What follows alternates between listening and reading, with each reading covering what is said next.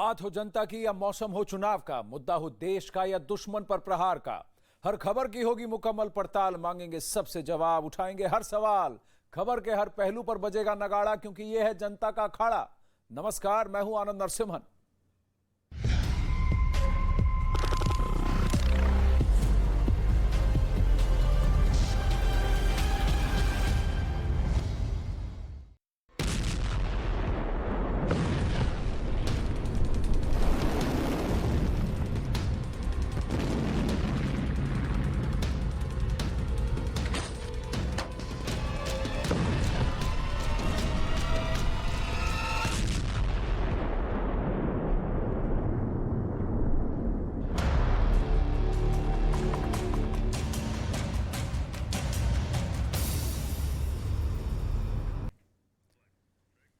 अखाड़ा में आज शुरुआत में फोकस रूस यूक्रेन युद्ध पर, जहां रूस जैसे जैसे यूक्रेन के आघात पर पीछे हट रहा है, यूक्रेन के पलटवार का असर दिख रहा है, वैसे वैसे व्लादिमीर ज़ेलेंस्की का आत्मविश्वास भी सातवें आसमान पर पहुंचता हुआ दिखाई दे रहा है। लेकिन इसी आत्मविश्वास ने ज़ेलेंस्की के लिए एक नई मुसीबत खड़ी कर दी है। वोलोदिमीर ज़ेलेंस्की ने बयान दिया है कि रूस के परमाणु हमले से पहले नेटो देशों को ही उस पर स्ट्राइक कर देनी चाहिए। अब दावा किया जा रहा है कि ज़ेलेंस्की के इस बयान के बाद रूस बुरी तरह भड़क गया है। Обов'язково настане день, коли ми прозвітуємо про успіхи, контролюються окупантами. Настане день і жодне газеє. रूस पर ज़ेलेंस्की का भड़काऊ बयान।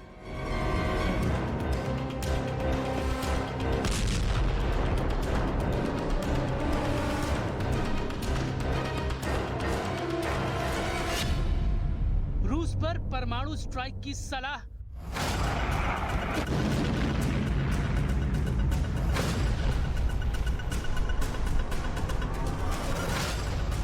रूस के मैदान में परमाणु घमासान। दुनिया के सामने पहले ही परमाणु हमले का खतरा दस्तक दे रहा है और अब यूक्रेन के राष्ट्रपति वोलोदिमीर ज़ेलेंस्की के नए बयान ने न्यूक्लियर वॉर पर नया घमासान मचा दिया है। Європейський Союз рухається до इस नए घमासान की स्क्रिप्ट को समझने के लिए ज़ेलेंस्की के बयान को समझना जरूरी है। रूस की तरफ से परमाणु हमला हो उससे पहले नेटो देशों को आगे आकर स्ट्राइक कर देनी चाहिए। यानी ज़ेलेंस्की सीधे सीधे नेटो देशों को उस युद्ध का न्योता दे रहे हैं जिस युद्ध की कल्पना भर से दुनिया कांप जाती है। और यही वजह है कि ज़ेलेंस्की के बयान की न सिर्फ वैश्विक आलोचना हो रही है, बल्कि रूस को भी यूक्रेन पर आरोप लगाने का मौका मिल गया है। रूस की तरफ से ज़ेलेंस्की के बयान को टारगेट करते हुए आरोप लगाया गया है कि ज़ेलेंस्की तीसरे विश्व युद्ध को न्योता दे रहे हैं। खबर तो ये भी है कि ज़ेलेंस्की का परमाणु हमले वाला बयान वैश्विक स्तर पर निंदा की वजह बन गया है, जिसके चलते ज़ेलेंस्की के एडवाइजर को बीच बचाव में उतरना पड़ गया और ये बताना पड़ा कि ज़ेलेंस्की के बयान का असल मतलब क्या था। और आइए अब आपको ये भी दिखाते हैं कि आखिर ज़ेलेंस्की क्यों इतने आत्मविश्वास में हैं और क्यों वो नेटो देशों को संभावित खतरे से पहले दुश्मन पर हमला करने की सलाह दे रहे हैं। दरअसल नेटो देशों से मिल रहे हथियारों की बदौलत यूक्रेन रूस को लगातार भारी नुकसान पहुंचा रहा है। रोजाना रूस के सैन्य ठिकानों और उसके आर्टिलरी यूनिट को तबाह करने की तस्वीरें सामने आ रही हैं। इतना ही नहीं, यूक्रेन के सैनिक लगातार रूसी सेना को करारा जवाब दे रहे हैं। बावजूद इसके रूस की तरफ से संप्रभुता की रक्षा के लिए परमाणु हमले की बातें लगातार कही जा रही हैं। यही वजह है कि ज़ेलेंस्की के तेवर भी हाई हो गए हैं और वो नेटो देशों को रूस के खिलाफ स्ट्राइक करने की सलाह दे रहे हैं। запровадженням 8-го пакету санкцій проти Росії. अब रूस और यूक्रेन के बीच चल रही जंग इस वक्त अपने सबसे नाजुक पड़ाव पर है। आशंका जताई जा रही है कि कभी भी व्लादिमीर पुतिन की सेना यूक्रेन के खिलाफ कम ताकत वाले परमाणु हथियारों का प्रयोग कर सकती है। इस डराने वाली आशंका को अब अमेरिकी राष्ट्रपति जो बाइडेन का वो नया बयान भी ताकत दे रहा है, जिसमें उन्होंने दुनिया को आगाह करते हुए कहा है कि क्यूबन मिसाइल क्राइसिस के बाद से इस वक्त दुनिया पर तबाही का बहुत बड़ा खतरा मंडरा रहा है, क्योंकि पुतिन की परमाणु हथियारों के इस्तेमाल को लेकर धमकी कोई मजाक नहीं है। अब बता दें कि क्यूबन मिसाइल क्राइसिस के वक्त अमेरिका ने न्यूक्लियर स्ट्राइक की धमकी दी थी, जब रूस ने क्यूबा से दोस्ती यानी मित्रता बढ़ाने की कोशिश की थी। अब बात यह है कि यूक्रेन के साथ अमेरिका दोस्ती कर रहा है, जो रूस को इस वक्त नागवारा है।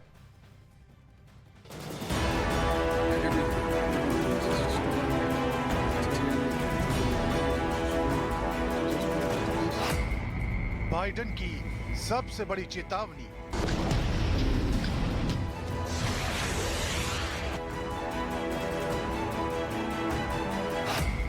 दुनिया पर परमाणु तबाही का खतरा।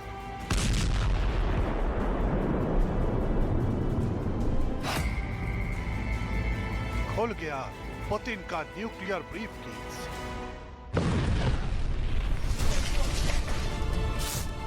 अभी तक यूक्रेन के खिलाफ पुतिन के मन में जो भी आया वो उन्होंने अंजाम दिया।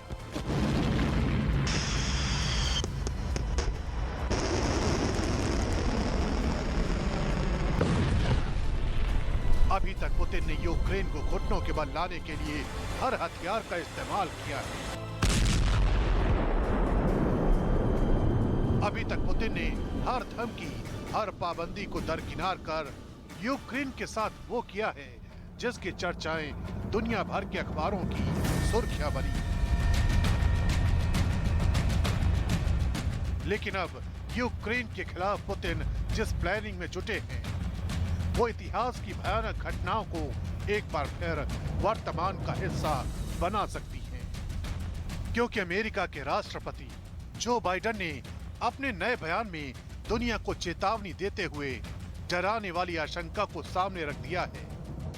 इस बार बाइडेन के बयान की सबसे खास बात यह है कि उन्होंने पुतिन की परमाणु प्लानिंग को क्यूबा के मिसाइल संकट से जोड़ दिया है। टैक्टिकल न्यूक्लियर वेपन के बारे में पुतिन कोई मजाक नहीं कर रहे हैं। क्यूबा मिसाइल संकट के बाद इस वक्त दुनिया पर बहुत बड़ा तबाही का जोखिम मंडरा रहा है। सवाल उठता है कि आखिर बाइडेन ने इस बार क्यूबन मिसाइल क्राइसिस का जिक्र क्यों किया? क्यों उन्होंने कहा कि दुनिया कयामत वाले हाई रिस्क के दौर से गुजर रही है? इन दोनों सवालों के जवाब समझने के लिए हमें अतीत में दबे उस स्याह इतिहास को कुरेदना होगा जिसने दुनिया के सामने बहुत बड़ा संकट खड़ा कर दिया था।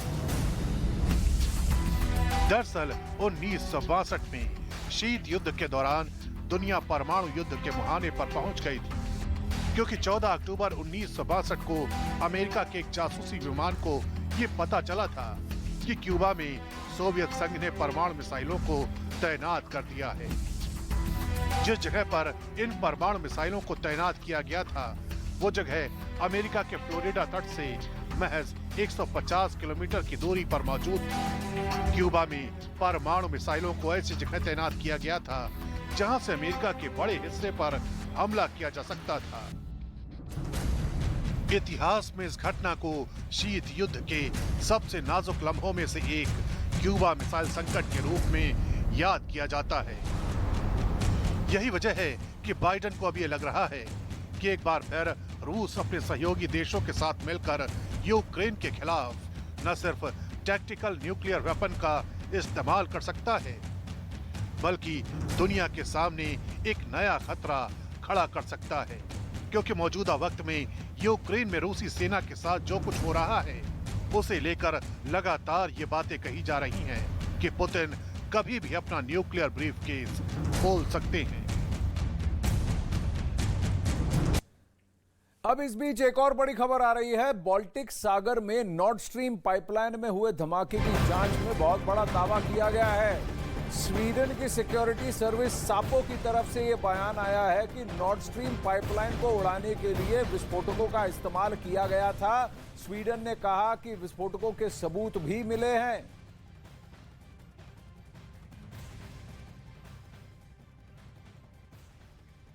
अखाड़ा में अब बात करते हैं यूक्रेन के पलटवार की। जंग में यूक्रेन की सेना जबरदस्त पलटवार कर रही है। खबर है कि डोनेट्स्क और लुहांस्क में यूक्रेन की सेना तेजी से आगे बढ़ रही है।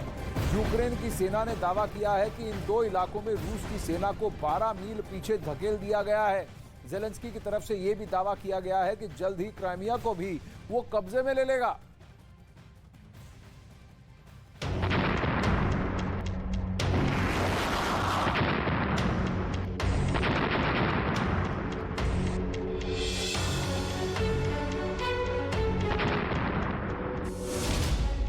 जंग, तबाही, कब्जा, जीत, हार।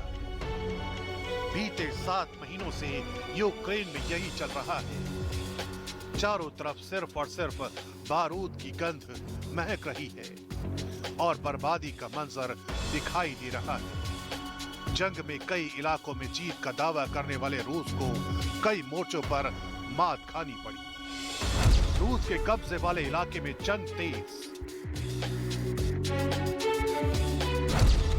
यूक्रेन की सेना का जबरदस्त पलटवार। पुतिन के किले को कब्जे में लेने की तैयारी। जनमत संग्रह कराकर 4 इलाकों पर कब्जे का दावा करने वाले पुतिन की सेना को उन्हीं इलाकों में मात मिलने की तस्वीरें सामने आने लगी। खेरसॉन की ये तस्वीरें देखिए। यहाँ के एक गांव पर यूक्रेन की फौज ने अपना कब्जा कर लिया है। रूस का झंडा हटाकर यूक्रेन का झंडा भी लगा दिया, यानी यूक्रेन लगातार दबाव बना रहा है। अगर खेरसॉन हाथ से निकला तो जेलेंस्की क्राइमिया पर हमला बोल देगा, जिस पर 2014 से रूस का कब्जा है। यूक्रेन की सेना लगातार पलटवार कर रही है। अब रूस के कब्जे वाले क्राइमिया में भी पलटवार की तैयारी जबरदस्त चल रही है। अमेरिका के एक बड़े अधिकारी ने दावा किया है कि क्राइमिया को भी यूक्रेन की सेना रूस से आजाद करा लेगी, यानी पुतिन के सबसे बड़े किले पर ही कब्जा हो जाएगा। जेलेंस्की भी अपने सैनिकों के धाकड़ अंदाज को देखकर दोबारा क्राइमिया को अपने कब्जे में लेने का प्लान करने लगे हैं। Від продажу нафти і газу, щоб жоден нафтодолар і жодне газоєвро більше не могли піти на продовження російської війни проти України і усього цивілізованого світу. Тільки українські спеціалісти можуть гарантувати, що на Запорізькій станції не буде жодних радіаційних інцидентів. І було важливо почути від пана Гросі, що міжнародне जनमत संग्रह कराकर यूक्रेन के 4 इलाकों को अपने कब्जे में करने वाले पुतिन के लिए यही इलाके चुनौती बन चुके हैं। हालात ऐसे बन रहे हैं कि इन्हीं इलाकों में यूक्रेन की सेना जबरदस्त पलटवार कर रही है। डोनेट्स्क और लुहांस्क में यूक्रेन की सेना तेजी से आगे बढ़ रही है। यूक्रेन की सेना का दावा है कि इन इलाकों में रूस की सेना को 12 मील पीछे धकेल दिया है। जेलेंस्की का दावा यह है कि लुहांस्क के गांव को पूरी तरह से रूस के कब्जे से आजाद करा लिया गया है। खेरसॉन में भी कुछ गांवों को रूस के कब्जे से मुक्त कराने का दावा किया गया है। यानी जिन इलाकों में अभी तक रूस की सेना कब्जे का जश्न मना रही थी, अब उन्हीं इलाकों में पलटवार कर रही यूक्रेन की सेना से मुंह की खानी पड़ रही है।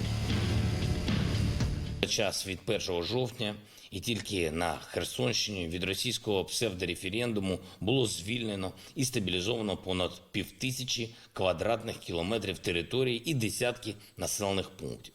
Є успіхи і на східному напрямку. Обов'язково настане день, коли ми прозвітуємо про успіхи.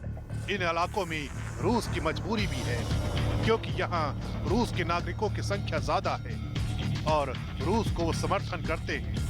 शायद इसीलिए इन इलाकों में रूस किसी भी बड़े मिसाइल अटैक करने से बच रहा है। Я всю жизнь был в России. Здесь была Россия. Какой ваш выбор был сегодня? Да? इन तस्वीरों को देखिए, कैसे रूस के हॉवित्जर तोपों को निशाना बनाया गया। इन हॉवित्जर तोपों की फायरिंग रेंज 30 से 70 किलोमीटर के बीच है। लेकिन यूक्रेन की सेना ने इन्हें ऐसे तबाह किया जैसे कोई आतिशबाजी हो रही है। जंग में यूक्रेन की सेना जिस तरह से पलटवार कर रही है, जिस तरह से रूस के सैनिकों की हार हो रही है, शायद इन्हीं वजहों से पुतिन ने बौखलाकर परमाणु युद्ध की धमकी दे दी थी। यूक्रेन में रूस के पस्त सैनिकों के ऐसे हालात देखकर आशंका जताई जा रही है कि कहीं पुतिन परमाणु हमला न कर दे। यूक्रेन की सेना लगातार रूस पर पलटवार कर रही है। इसकी एक और बड़ी तस्वीर सामने आई है। रूस के टैंक T-72 को यूक्रेन की सेना ने निशाना बनाया है। यूक्रेन ने पल भर में ही रूस के इस भारी भरकम टैंक को तबाह कर दिया। देखते ही देखते ये टैंक आग के गोले में तब्दील हो गया। ये ताजा तस्वीरें ड्रोन की तरफ से एरियल सर्वेलेंस जब होता है कि स्पॉट किया जाता है टैंक को और उसको फिर किस तरह से इस टैंक को पूरी तरह से उड़ा दिया गया। आप देख सकते हैं आग के गोले में तब्दील हो गया ये टैंक और अचानक बहुत बड़ा विस्फोट इस पर और फिर बहुत बड़े आग के गोले में तब्दील हो गया ये T-72 टैंक, जो कि बहुत ही भारी भरकम माना जाता है। रूस का टैंक है, काफ़ी स्टर्डी और हार्डी और कई सारे मिसाइल अटैक्स को ये बर्दाश्त कर सकता है। लेकिन इस पर भी टारगेटेड अटैक के जरिए और इसे स्काई कैम और ड्रोन के जरिए, इसको सैटेलाइट कैमरा के जरिए इसको कैप्चर किया गया है और ये पूरी तरह से उड़ा दिया गया। देखिए कितना बड़ा धुएं का गुब्बार इससे निकलता है और लेकिन पूरी तरह से आग के गोले में परिवर्तित होता हुआ ये T-72 टैंक। अब रूस ने यूक्रेन के जिन इलाकों को कब्जे में लिया है, अब वहां के टॉर्चर ड्रोन का सच दुनिया के सामने आ रहा है। लगता है कि ज़ेलेंस्की भी अब पुतिन की राह चल रहे हैं। जिन इलाकों पर यूक्रेन दोबारा कब्जा कर रहा है, वहां अब रूस के सैनिकों के साथ टॉर्चर की तस्वीरें सामने आ रही हैं।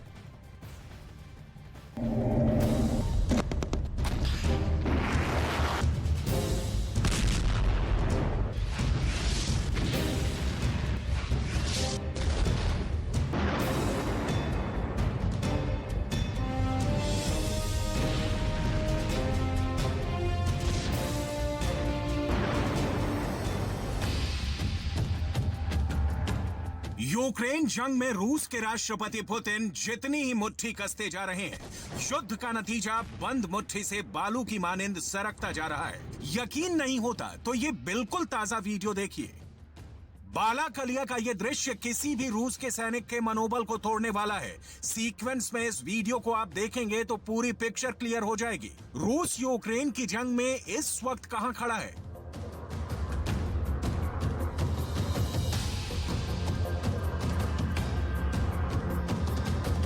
रूस के पकड़े गए सैनिकों के साथ यूक्रेन की आर्मी कैसा सलूक कर रही है।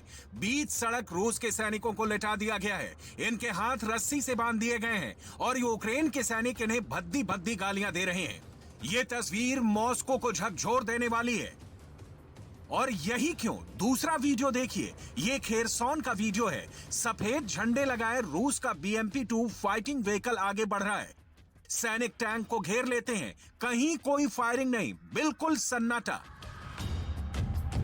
एक एक कर 2 सैनिक टैंक से बाहर निकलते हैं और सरेंडर कर देते हैं। इतना ही नहीं, आगे देखिए, टैंक के अगले हिस्से से एक और सैनिक सामने आता है और इसका भी वही हश्र होता है जो पहले 2 सैनिकों के साथ हुआ।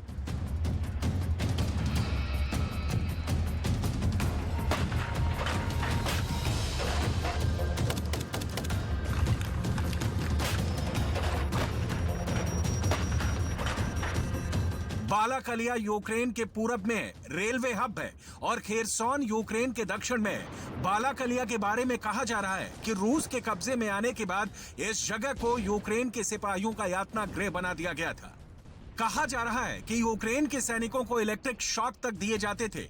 यूक्रेन के दोबारा कब्जे के बाद माना जा रहा है कि सैनिक इसी यातना का बदला ले रहे हैं।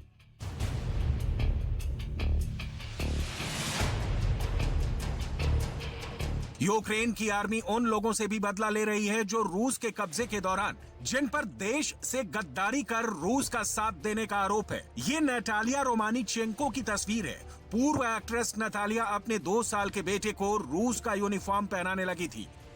दूसरी तस्वीर इवान सोस्को की है। इवान पहले शादियों में टोस्ट मास्टर का काम करते थे, लेकिन रूस का साथ देने की वजह से इन्हें ज़पोरिज़िया रीजन का मेयर बना दिया गया था। तीसरी तस्वीर देखिए, ये ओलेग कैडालिया रूस जंग से पहले जॉबलेस थे, लेकिन इन्हें रूस का साथ देने की वजह से अपने क्षेत्र का पुलिस चीफ बना दिया गया। चौथी तस्वीर व्लादिमीर साल्दो की है। ये पहले खेरसॉन के मेयर थे, लेकिन आगे इन्होंने अपने मुल्क को छोड़ रूस का साथ देना शुरू कर दिया।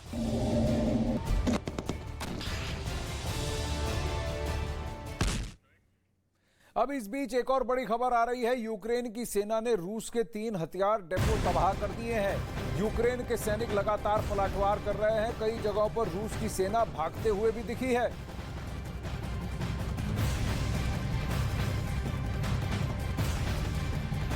ये अब खबर आ रही है कि जैसे जैसे अपने पोजीशन को रूस कंसोलिडेट करने की कोशिश कर रहा है, पर वहीं पर यूक्रेन की सेना भी धीरे धीरे हावी होती जा रही है। जगह जगह पर जहां रूस ने अपने हथियार के डेपो तैनात किए थे, उन पर अब यूक्रेनी सेना कब्जा कर रही है या एक एक कर उन्हें तबाह कर रही है। अब खबर ये आ रही है कि 3 ऐसे हथियारों के डेपो तबाह कर दिए गए हैं।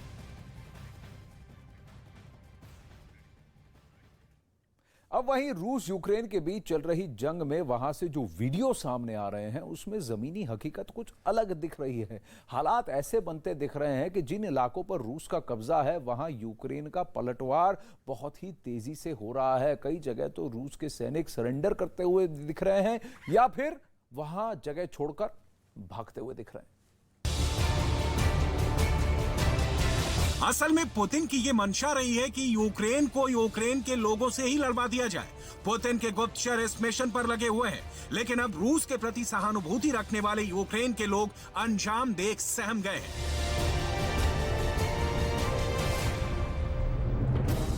अब आपको तीसरा वीडियो दिखाते हैं, जिससे आप समझ सकेंगे कि पुतिन की सेना यूक्रेन जंग में कहां खड़ी है। इस वीडियो में रिकॉर्ड एक एक शब्द आपको ध्यान से सुनना चाहिए, क्योंकि ये महज रूस के बिना नाम वाले सैनिक नहीं हैं, बल्कि रूस के वो सिपाही हैं जो जंग में झोंक दिए गए हैं बिना मर्जी के। Итак, мы сейчас находимся в Белгородской области. Нас в районе 500 человек с оружием, но при этом мы не приписаны абсолютно никакой части. Неделю мы прожили в скотских условиях. Абсолютно скотских. Никакого материального обеспечения, денежного удовольствия. Ровным счетом ничего. Сейчас также неизвестно, кто, куда едет, к какой части приписаны. इन वीडियो के सच का दावा हम नहीं कर सकते, क्योंकि ये यूक्रेन ने जारी किए हैं, लेकिन जमीन पर भी कुछ ऐसा ही दिख रहा है। रूस की सेना लगातार पीछे हट रही है और यूक्रेन एक के बाद एक अपने इलाकों पर दोबारा कब्जा करता जा रहा है। Сьогодні відзначити особовий склад оперативно-стратегічного угруповання «Олександрія» за створення умов для успішного наступу, за планування і підготовку активних дій на Херсонщині, саме тих наших дій, які вже дають відчутний результат, а буде й більше. Украинцы знают, за что воюют. И все больше и больше граждан России осознают, что они должны погибнуть просто потому, что один человек не хочет прекратить войну.